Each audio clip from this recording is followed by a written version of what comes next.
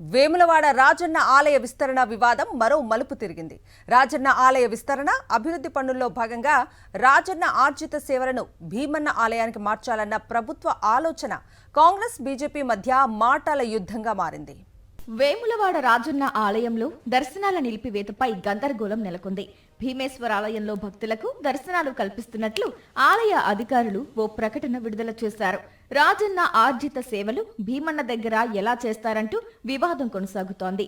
ముఖ్యంగా కోడె మొక్కులకు నెలవైన రాజన్న ఆలయంలో రాజరాజేశ్వరుడికి కట్టాల్సిన కోడె మొక్కులను భీమన్నకు ఎలా కడతారనే ప్రధానమైన ప్రశ్న రేకెత్తుతోంది. రాజన్న ఆలయం మూసివేస్తారంటూ సోషల్ మీడియాలో కొనసాగిన ప్రచారంతో భక్తుల సంఖ్య కూడా తగ్గిపోయింది. రాజన్న ఆర్జిత సేవలు భీమన్న ఆలయంలో నిర్వహించనున్నట్లు అధికారులు ప్రకటన విడుదల చేసిన కొన్ని గంటల్లోనే వివాదం రాజుకుంది.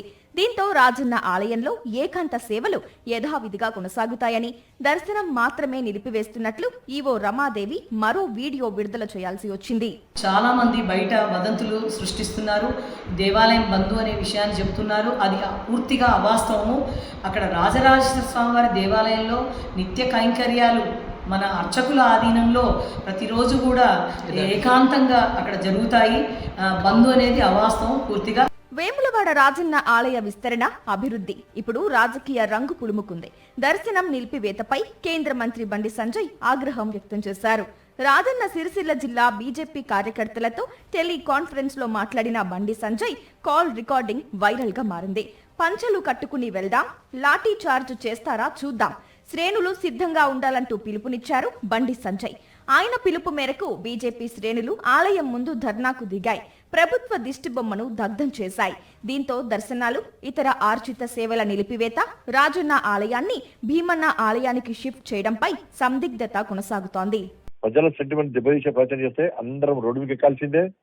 అవసరం వస్తే మనమే పంచలాడుకుంటాం, వాళ్ళ డోర్లు మూస్తే మన డోర్లు తెరుస్తాం. మనం అన్న పని చేయాల్సిందే, పంచలాడుకొని వెళ్తాం. అవసరం వస్తే ప్రజల సెంటిమెంట్ కాపాడాల్సిన బాధ్యత మనం ఉన్నది, మనోబలం కాపాడాల్సిన బాధ్యత మనం ఉన్నది.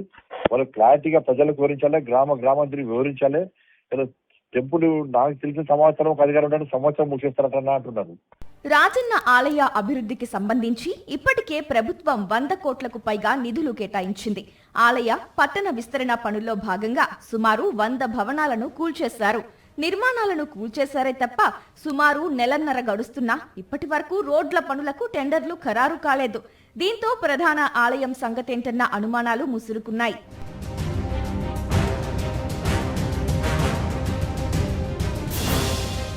ఎన్ని రోజుల్లో ఆలయ విస్తరణ పనులు పూర్తవుతాయి?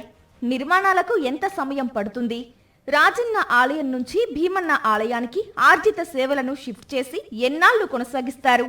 రాజన్న కోడె మొక్కులను భీమన్న దగ్గర ఎలా చేపడతారు? భక్తుల మనోభావాలను పరిగణలోకి తీసుకున్నారా? మేడారం జాతర సమీపిస్తున్న క్రమంలో భక్తులు రాజన్న దర్శనం చేసుకుని వెళ్లటం ఆనవాయితీ. ఇలాంటి నేపథ్యంలో అప్పటి వరకు పనులు పూర్తవుతాయా? రాబోయే శివరాత్రిని ఎక్కడ నిర్వహిస్తారు? ఇలాంటి సందేహాలెన్నో వెంటాడుతున్నాయి.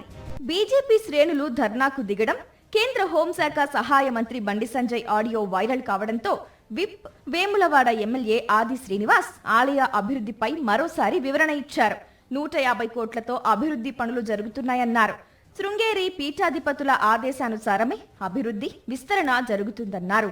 ఈ రోజు ఎవరైతే కొంతమంది భక్తుల పక్షాన ఏవైతే కొన్ని ప్రశ్నలను లేదా కొన్ని అనుమానాలను లేదా భక్తుల విశ్వాసానికి అనుగుణంగా ఈ విధంగా పోవాలని చెప్పిన ఒక రిప్రజెంటేషన్ కూడా మా యువకి ఇచ్చినప్పుడు దాన్ని కూడా తప్పనిసరిగా మేము తీసుకొని అందులో సాధ్యాలపైన తప్పనిసరిగా చర్చ జరుపుతాం.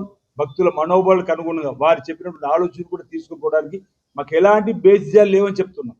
మీ లక్ష్యం, మా లక్ష్యం, అందరి లక్ష్యం, రాజన్న భక్తుల లక్ష్యం ఒకటే కావాలి, రాజన్న ఆలయ అభివృద్ధి.